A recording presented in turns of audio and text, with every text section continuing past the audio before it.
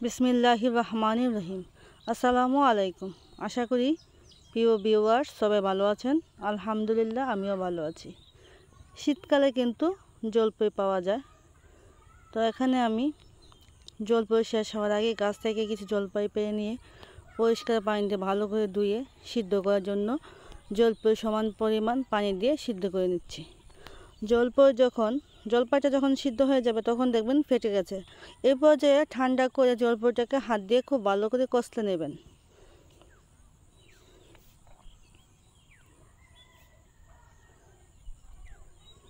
আর এখানে আমি 5 ফোড়ন সাথে শুকনো মরিচ দিয়ে গুঁড়া করে নিয়েছি।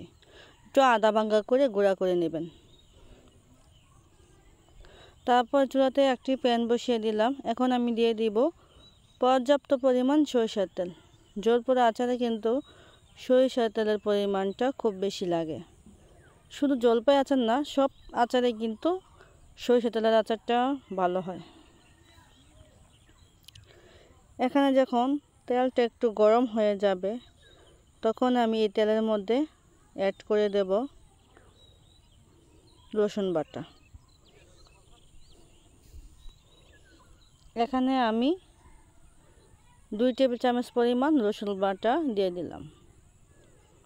হালকা একটু যখন লাল হয়ে যাবে রসুন বাটাটা তখন আমি দিয়ে দিচ্ছি জলপাই, সিদ্ধ করা হাত দিয়ে চটকানো জলপাই দিয়ে দিচ্ছি। রসুন তেলের সাথে এই জলপাইটা আমি খুব ভালো করে মিশিয়ে নেব।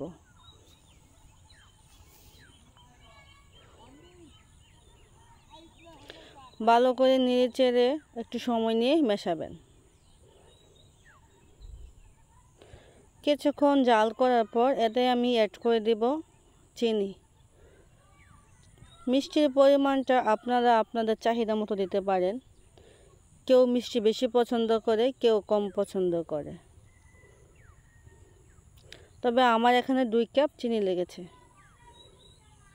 3 কাপ চিনি লেগেছে, কারণ মিষ্টির পরিমাণটা আমরা একটু বেশি পছন্দ করি।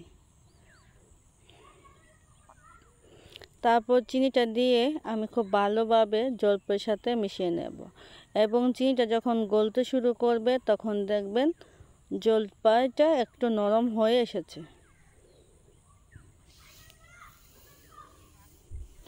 তো বেশ খানিকটা সময় নিয়ে আমি একটু নেড়ে চেড়ে জাল করে নেব। নাড়াচাড়া কিন্তু দিতে হবে, না হলে কিন্তু নিচে লেগে যাওয়ার সম্ভাবনা থাকবে। তাই একটু পরে পরে নেড়ে চেড়ে দিতে হবে যাতে নিচে লেগে না যায়।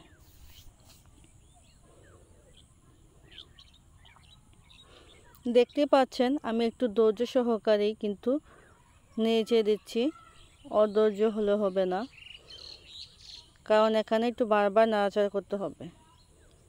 বেশ 15 থেকে আমি 20 মিনিটের মতন নেড়ে চেড়ে নিয়েছি। এখন দিয়ে দিচ্ছি 5 ফোড়নের গুঁড়া। দেখতেই পাচ্ছেন জলপাইটা কিন্তু আগে থেকে বেশ খানিকটা শুকিয়ে গেছে। এখন আমি অ্যাড করে দিচ্ছি ভিনেগার। আপনারা সাদা ভিনেগারটা অ্যাড করে দেবেন 1 কাপ পরিমাণ। এত করে কি হবে, আপনি চাইলে সারা বছর সংরক্ষণ করে জলপাই আচারটা খেতে পারবেন। এখন অ্যাড করে দিচ্ছি লবণ। লবণটা পরিমাণ মতন দিয়ে দিবেন।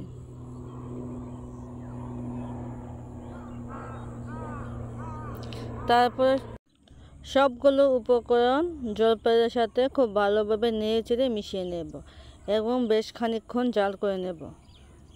আবারও আমি জাল করে নেব প্রায় 10 মিনিটের মতন, জলপাইটা যতক্ষণ পর্যন্ত একবারে শুকিয়ে না যায় এবং একটু আঠালো আঠালো ভাব না হয়।